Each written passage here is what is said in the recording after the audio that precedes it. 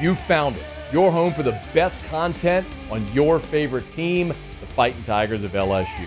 Do us a favor. Subscribe to the channel. Leave your comments below. And be sure to smash that like button.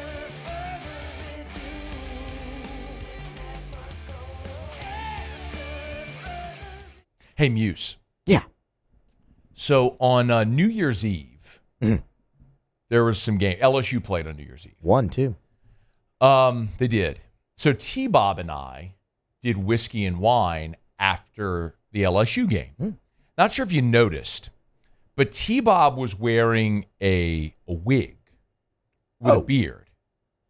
Did you miss that? I did. I did miss this. Well, thanks for watching the show, jerk. I was busy. We know you don't do anything. Oh, I was busy. It's okay. Continue, T-Bob. So T-Bob's wearing this giant wig, and it's a wig and a beard, and he's smoking a cigar. Okay. And so I'm looking at that going, man, this feels like it could be really hazardous because he's got the lit cigar in this giant wig with the beard and everything is protruding away from his face. And I'm thinking, man, if this thing catches on fire, like I'm going to have to look. I mean, this was us. Look, there it is. Like when he's got the cigar lit, I'm thinking, man, that thing, as it continues to protrude, it could become quite hazardous. And then it would be a fire. And then I'm like, what do we do if T-Bob lights himself on fire? There he is with the cigar. Yeah, look at that. Look, there's so much smoke. I mean, it felt bad. And then I thought to myself, you know what? I've seen fires like this. Fires ablaze in conjunction and coordination with SEC football. And perhaps none bigger than the raging fire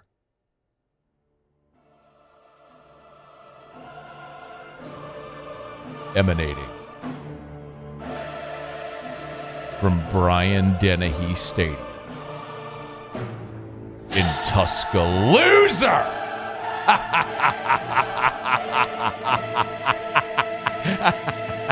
This was actually so much fun, actually, watching this game.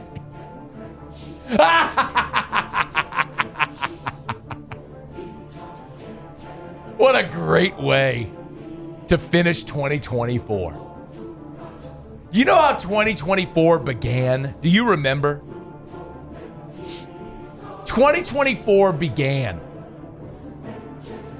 with me in this chair, in this very chair, live on this show, when Nick Saban announced his retirement, when Chris Lowe broke that news. I interrupted Russ Mitchell mid-sentence, told him to shut his face. I celebrated running around this studio, lost my voice for 2 weeks as a result. And you wondered why. Why? Because I knew then in that instant, this fate, the reality now, was unavoidable. The story had been written. I told you then.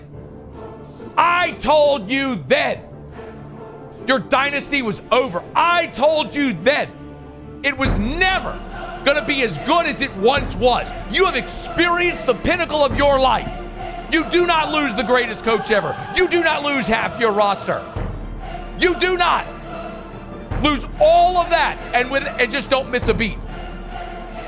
Oh, you didn't like to hear that. No, you didn't. You all have called me every name in the book.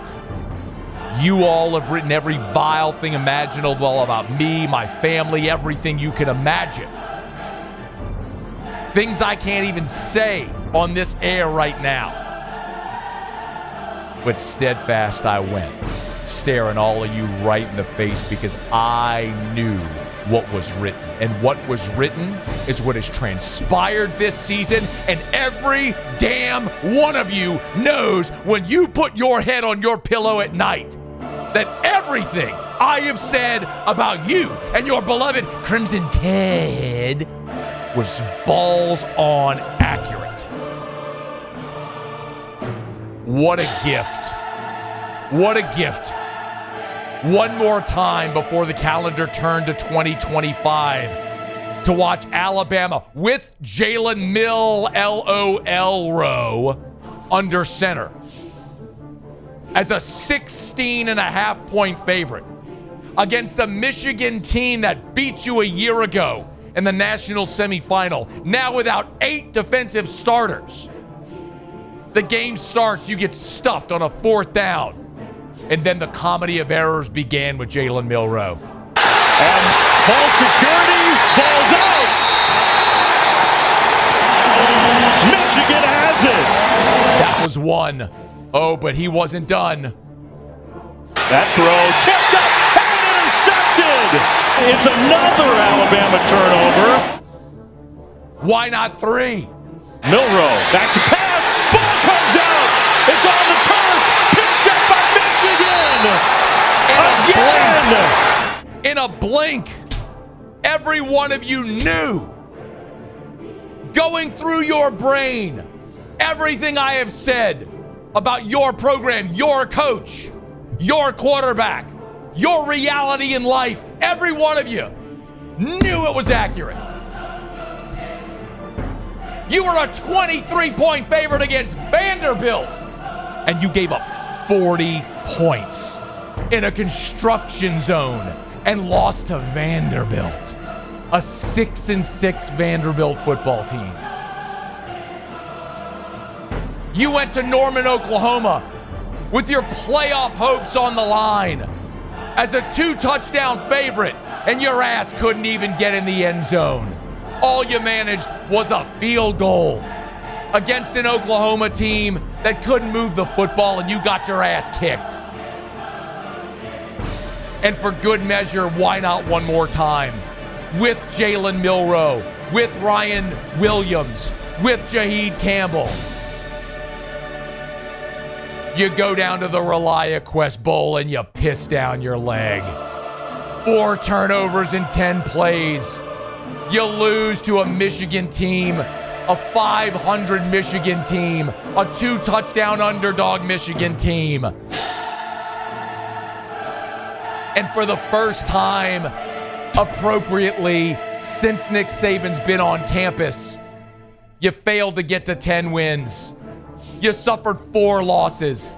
That hadn't happened since Nick's first year.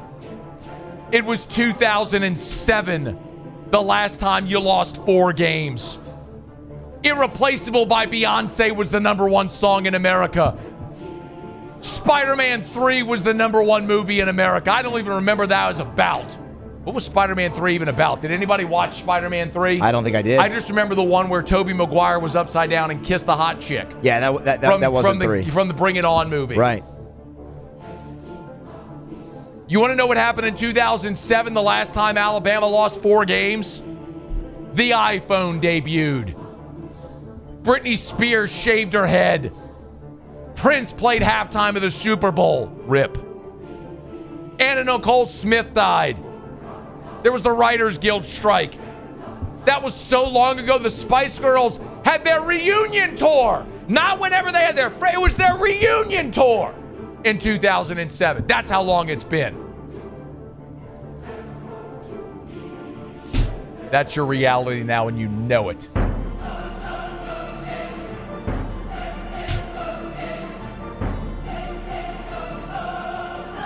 The goofball that hosts Locked On Bama knows it too.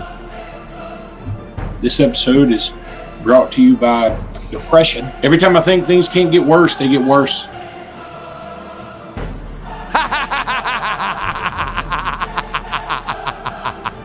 Oh, they're going to get much worse. Jalen Milroe going to the draft. Tyler Booker going to the draft. Jaheed Campbell going to the draft. 20 guys in the portal again. Kalen DeBose fired his defensive coordinator. Oh, I'm sure the SMU kid you flipped is going to be awesome because true freshman quarterbacks with nobody around them and bad coaches crush it all the time in college football, don't they? Sure. Why don't you go to Norman And that's their redshirt freshman quarterback they banked everything on. How that went. 6-6, his ass is at Auburn now. That Cal College down the road. Be careful laughing at them. Oh, reality is set in. J. Brandon Evans on Twitter replied to me, hell, I ain't even mad anymore. We suck. Oh, I have beaten you into submission. I have beaten you down, and the reality is set in for all of you. He looked like a guy who doesn't want to be drafted, unless it's about the military or something. Roll Tide 99. I tweeted Mill, LOL, ROE. His reply, couldn't do anything right on offense. Our offense handed the ball to Michigan like candy. O-line is like Swiss cheese. Oh, the reality is settling in. DeBoer, I don't know where to start there. He's on the hot seat if you ask me. Hot seat talk. One season, hot seat talk.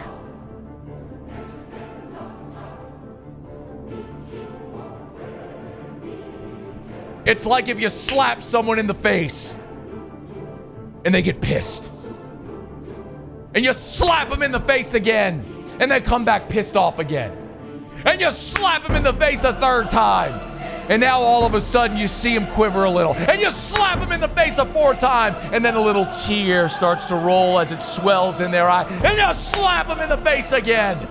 And now they're crying. Full-on tears streaming down the face. But you don't show mercy. You slap them across the face again. Now they're in hysterics. And you don't relent. You slap them in the face again. And you keep slapping them in the face over and over and over again till finally they all just quit. They quit and say no mas. I can't take it anymore. You are right. You're the king. You sit atop the throne. We're lowly handmaids. May I wash your feet, please? That's the reality of every Alabama fan today. Reality is set in. You know it's over. You know everything that I have prophesied about from this chair and this microphone for a year. Everything I have said was right. Everything I have said has come true. Everything I have said is accurate. And I have slapped you in the face with this Bama is burning bits so many times that all of you now, the second anything goes wrong in your beloved program, the first thing you think about is me. And if you think just because you've all acknowledged it now, just because you all are whimpering right now, just because you all know you're in a dark, low place that I'm going to relent, you are outside of your mind. Because for 17 years, we all had to listen to it.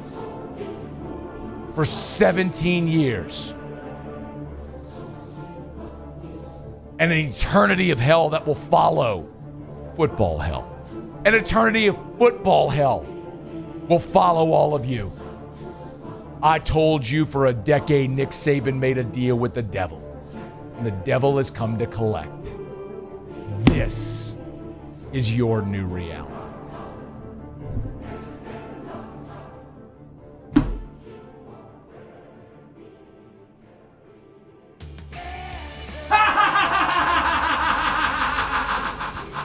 Hey, thanks so much for watching.